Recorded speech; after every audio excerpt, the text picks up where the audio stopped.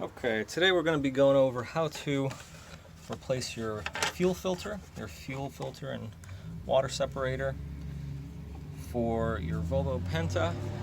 And today's video we're going to be doing this on our Volvo Penta 8.2 GSI, but it's going to be pretty similar for most of your Volvo engines. Placement might be a little bit different for the fuel filter, but for the most part they're pretty similar. So if you're looking at the front of the motor, from the front of the motor on this particular one, down to the right is your oil filter, and then down to the left is your fuel filter right here. Pretty easy to get to on this particular boat with the way the engine bay is laid out. We have lots of room. We're going to use a strap wrench, one of these guys here. If you've never used one, real handy tool for any sort of spin-on filters like these. I'm going to try to get it off by hand, then put it on by hand, and if it's too tight, we'll use that in case we need the extra leverage. And then always have a small bucket to hold underneath it when you're undoing it, in case any fuel does come out, which it will, a little bit here and there, to catch that so it doesn't end up in your bilge and cause any sort of damage or a fire hazard. And that's about it. We'll show you how that's done here. So I can't really get a bucket under this, so I'm going to undo the bracket right here that holds this wire loom in place, or actually it's the wire loom around the fuel hose. So we're going to undo this guy and make sure to put that screw aside. You'll need it later. Yeah, that should be plenty of room for a bucket now. So we'll get our bucket, place it underneath there. You might just need to hold it in place if it's getting pushed out of the way. Looks like that one's staying put for us pretty well. And this one, yeah, I loosened it up just a second ago. It was only hand tight, luckily, so no tool needed. And you can see the fuel dripping out. I'm going to undo it just a little bit, let any residual fuel come out. And then once it does, we'll get it all the way off and get the new one ready to go on. Should be pretty straightforward until some gunk coming out of there. Probably some of that was already in the bucket. Alright, so a lot of that fuel stopped dripping.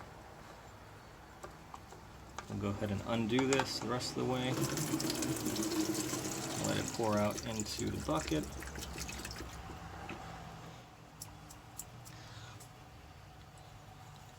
You want to feel under there. Make sure there's not too much gunk. There is a little bit on the lip, so what I'm going to do is grab a paper towel and clean it a little bit. See all that stuff that's on the lip there. We don't want the new filter to sit on any of that if we can help it. And make sure as you're cleaning it, you do double, triple check the matting surface where the O-ring is going to sit, because you might end up pushing some of the dirt from outside the lip into the lip. That wouldn't be good either. So get it nice and clean. Make sure you have a good matting surface.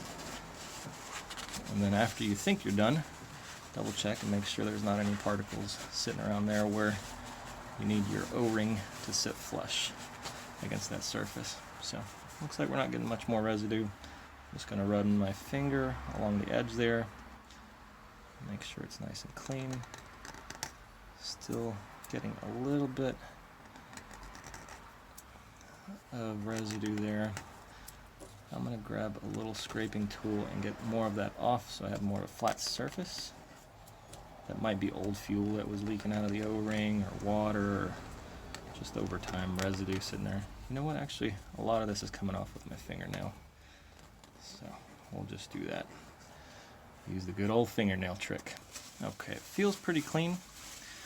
What I'm going to do is dip my paper towel in some of the fuel down there, scrunch it out, get most of it off, and then use that to clean the surface nice and good. Alright, getting more of that residue off that I loosened up with my fingernail there. Okay, double check again. Run your finger around the edge of the matting surface. Yeah, everything looks good. Alright, we'll grab our new filter. As you can tell, that's the O-ring there. Put a little bit of fuel on your hand, or oil, whatever you have handy. I don't have a bottle of oil open here, but just a little bit of fuel there. Put it along the edge of the O-ring so it slides a little bit easier. Oil's better if you have it handy. I just don't have a bottle of oil here with me in the boat. Get it put on, and then you don't want to use any tools to tighten this because you will over tighten it. I'm going to put the camera down here for a second and use both hands to get it hand tight, and that should be enough. And that's it. All done. There's the bottom view, what that looks like.